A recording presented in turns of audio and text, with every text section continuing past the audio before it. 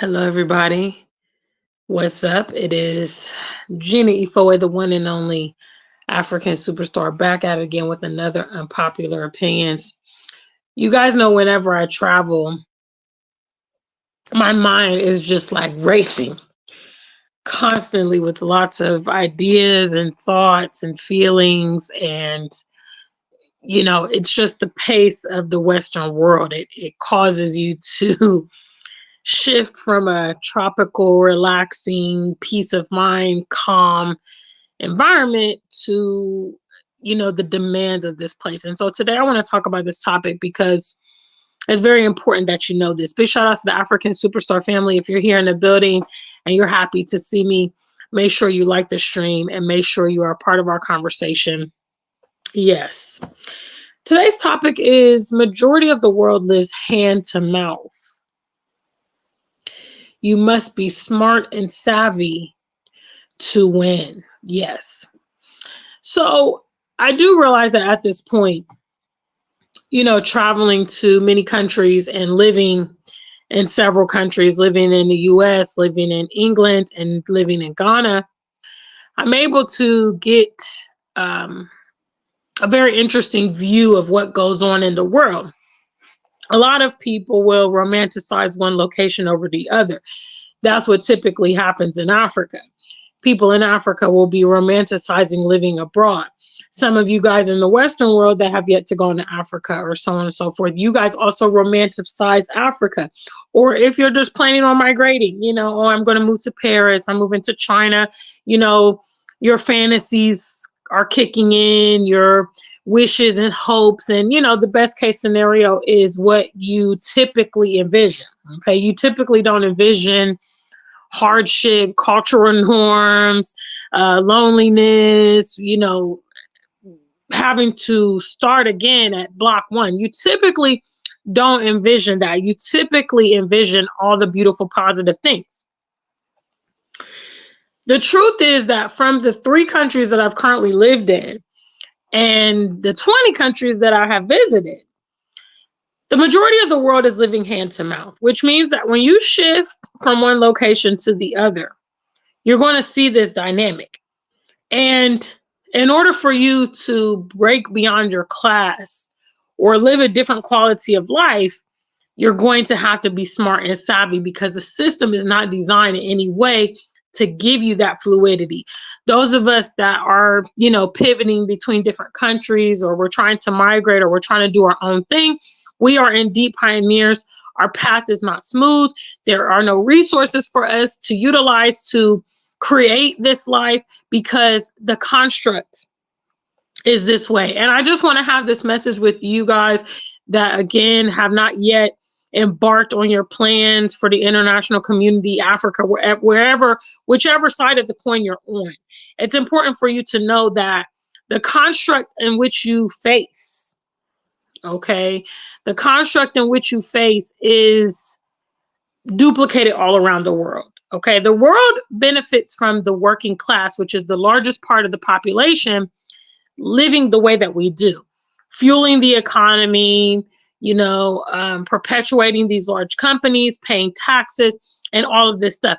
They need the majority of society to live like that on a daily basis in order to afford the rich and the, prominent and those people at the top, who are a few. They're able to live that quality of life because of all of us hustling and, creating the daily input that's needed into society. That's why they use education and religion and the media and music to curb our minds and shape our minds, which means if you decide, that you want a different lifestyle, you're on your own. You're going to have to figure it out, guys. And I realize since I've been here, shout outs to my friends and family here in the UK. I've been having really deep intellectual conversations with, everybody to, my girlfriend I'm staying with, Nunu, to some of my other friends I've met up with, shout outs to Muta. And, it's like, this is what's on everybody's mind. How do I um, overcome this mundane day to day lack of freedom? Because I think that's probably the biggest challenge of my life is I want to be free. I want to be free. And I realize that there's really no provision for that in these environments. As soon as I got to England, it's like, it's expensive. And because of the expense, that's what's going to force you to work because you need to survive. You need money for transportation, you need food, you need housing. And, getting on to the other stages of what you actually want, you want to go shopping, you want clothes, you want social life, you want to go out to eat or whatever. Okay. But it's near impossible to survive in this country without income somehow. You can't even probably take off a month or two. If you decide, I want to quit my job or something, you would have to have substantial savings to be able to do something like that. First of all, because the housing is astronomical currently in the UK, as I know it is in America, and that's part of the hand to mouth construct. You see, this is what continentals don't get because continentals will look at their situation and they'll be like, oh my goodness, Americans are making, several $1,000s a month. British are making maybe £1,000 or £2,000 a month. That's huge money when you convert it. Yeah, but the cost of living is then adjusted. The cost of living is then adjusted to meet our wages. Huh? I know that I was looking at wages here in the UK. I was looking at some temporary positions while I'm in town. And I noticed that since the last time I worked here, which was a couple years ago, that wages have increased, right? And simultaneously, as wages have increased, so has housing prices, so has petrol, so has groceries. So they just adjusted, to make sure that it's a lateral thing. Big shout outs to the family. ATM International, the first in the building. Yes, it's the one and only African superstar. Guys, the truth is, nowhere's cool. Okay. Nowhere is cool. If you think, oh yeah, I'm going to move to Paris, it's going to be amazing, you're going to be in the rat race, just like if you were in New York. I know that people that work in Ghana, they're living hand to mouth as well in Ghana. Their salary is not enough or just enough for them to survive. It's the same everywhere, guys. It's the same everywhere. I can't personally speak on like places like Asia. I've never traveled there. I've never lived there.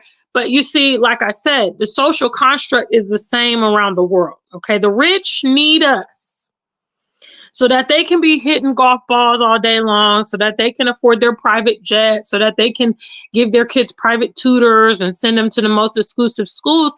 All of that is contingent on the blood, sweat, and tears of the working class. And that is a construct that is the same worldwide. I'd say before I moved to London, I never lived in London. I always lived in Northampton, which is about an hour and a half outside. But before I moved to the UK, I had so much fun in the UK. I enjoyed the UK because I was here on holidays. I got to sightsee.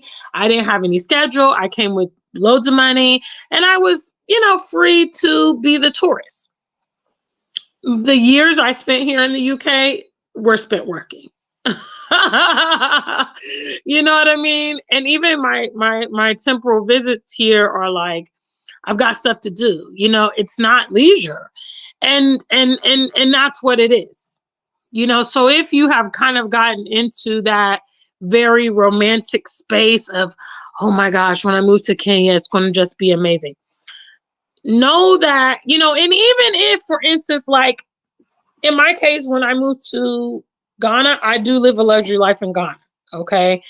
But I realized that a lot of my peers, people that I've met and everyday local people, that's their reality. They're living the way I lived in England and America in Ghana. And so, they're not able to enjoy certain elements of Ghana. It is what it is. I can't apologize that I was able to manipulate the system to get a little bit more enjoyment out of it somewhere. It comes with the costs involved. But if you want your freedom, if you want something other than the hand to mouth life, you're going to have to be smart and savvy. Okay, because you're going to have to find the loopholes. You're going to have to finagle. You're going to have to be creative, and you're going to have to be resilient because, like I said, the system is not designed. If you want to get shout outs to the family, any of these trivia questions, if you agree, just put true or false. It's easy to get in debt, right? True or false? It's easy to get in debt, huh? When those of you guys were 18 years old or, fresh, new, it wasn't hard to get that car loan. It wasn't hard to get student loans. It wasn't hard to get the mortgage or, whatever. It wasn't hard to get the jewelry account at the jewelry shop. It was easy to get into debt, right? Okay. It was easy to go to the cell phone shop and walk out with the brand new iPhone or Samsung or whatever when you didn't pay for it. Easy. Okay. The same way, to get into these things is easy, but it's a trap and it's hard to get out. So when you do the assessment and you're like, I don't want this, and let me be the first one to tell you that living like a nomadic international life,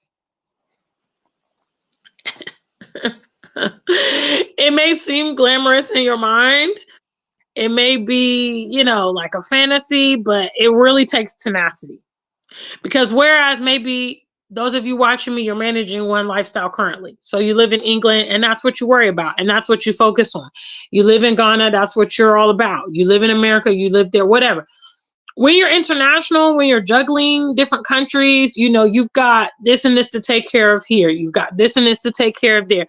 You need to maintain it. You need to renew your passport. You need to, and you're juggling it for 3 different places. It's not easy. And then you're going to deal with obviously the envy of people that lack the tenacity that you have to get out there and actually pursue your freedom. You're then going to deal with sabotage and envious behavior from those individuals too. So it's very complex. But all I know is that the taste of freedom is so sweet. So sweet that, it's going to be the most expensive thing in my life that I will continue to invest in as much as possible because it's the paramount thing. It is absolutely the paramount thing. But if you've been thinking in your mind that, oh yeah, when I move, wherever it is that's on your docket, all my problems are going to be solved. It's going to be my social life's going to be amazing. And everything's going to change. Well, only if you've constructed it that way. But if you are going there the same way you live in New York City, you're moving to England, you're moving to Paris, you're going to get into the same routine. That routine is very easy.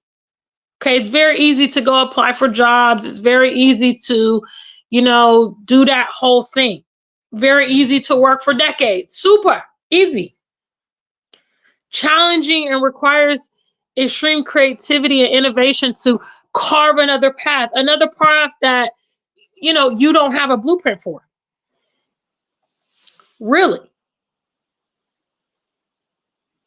And you actually become a little bit jaded. Shout out to my world travelers. If any of you guys agree with this next statement, let me see a number 2. The more of the world you see, you actually become more jaded. Huh? That's the truth. That's an unpopular opinion. The more of the world you see, the more jaded you become because where you had that fantasy, okay, you had a fantasy about going to Bali. You had a fantasy of going to Alaska. You had a fantasy of going to Ghana or New York City or Nairobi, right? You had already romanticized, oh yeah, it's going to be amazing. It's going to be great. Okay. When you get there, and yeah, obviously there's going to be some lit parts and there's going to be some nice parts, but then you're going to see the dirty part of New York. You're going to see the homelessness in Hawaii. You're going to see, the graffiti and the poverty maybe. And you're going to be like, oh my goodness. You're going to see, young kids begging on the streets perhaps, or whatever it might be. And you're going to see those ugly parts. And for a diasporan, you're going to get to the continent and you're going to realize that, oh my goodness, while they were beating us and giving us racism over here in the West, they were colonizing our peers in Africa. So they're completely clueless about what it is. They're welcoming our enemies to our homeland. They're letting them occupy, take mineral resources. They are brainwashed on the continent, you see? So it's two sides of the same coin, and it's global. And that's just the truth. But I believe in the truth. I believe that once you know the truth, you can then strategize and be successful. You can be prepared because you're not coming ignorantly into a situation. It's important that you know that nowhere is cool, guys. It's important that you know that, because what you have to do to achieve your freedom, what you have to do is figure out a methodology that's going to work for you. It might not work for the next person. All right.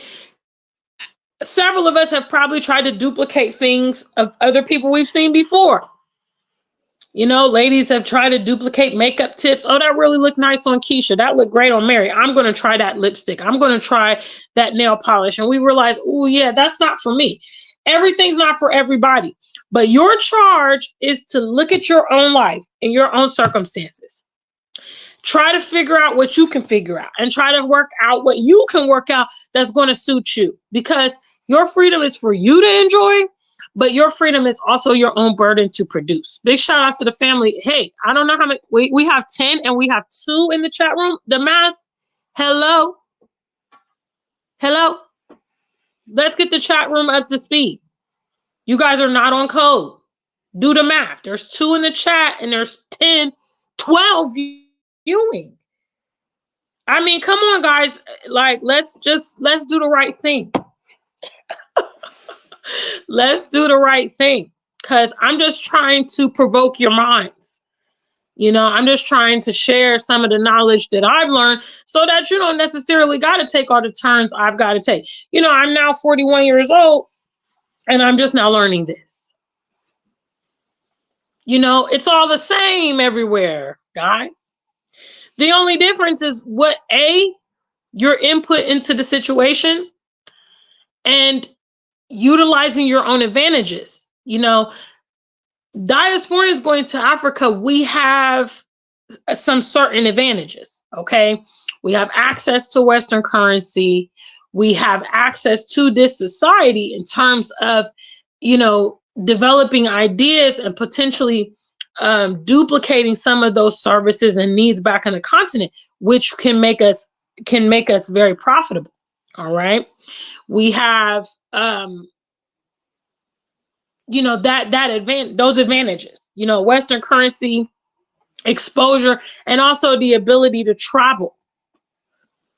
If we find that, oh yeah, I need to go to England and get these resources. I want to start importing these things to Ghana, or I want to start selling these things, or I want to bring that kind of ice cream shop to my neighborhood that's not there. We have that ability. Utilize those advantages, guys. What's up, Myrtle? I see you there. Big shout out to fan. I see you guys still ain't on code. Okay, I'm going to give y'all to the count of 30. Get the chat room up or the live stream ends, because I'm not on it. I'm not on it today, guys. I'm not feeling it. I'm deep in my thoughts, and I just need y'all to go ahead and do the likes, be in the chat room. All right, so the countdown starts now. 30, 29, 28, 27, 26, 25, 24, 23. Y'all better tell them. 22, 21, 20, 19, 18, 17, 16. Y'all gonna learn today. 15. Hello. 14. All right. 13. I don't see the chat room. 12. 10. This is the final stretch. 9, 8, 7, 6, 5, 4, 3, 2, 1. Big shout outs to those of you guys that was here. Sorry, the live stream got cut short. You can thank your brothers and sisters for lack of participation in the chat room when I asked, gave them a countdown. They don't want to cooperate. No need for me to be here live. Until we meet again, stay black and true. If you ain't black, just stay true.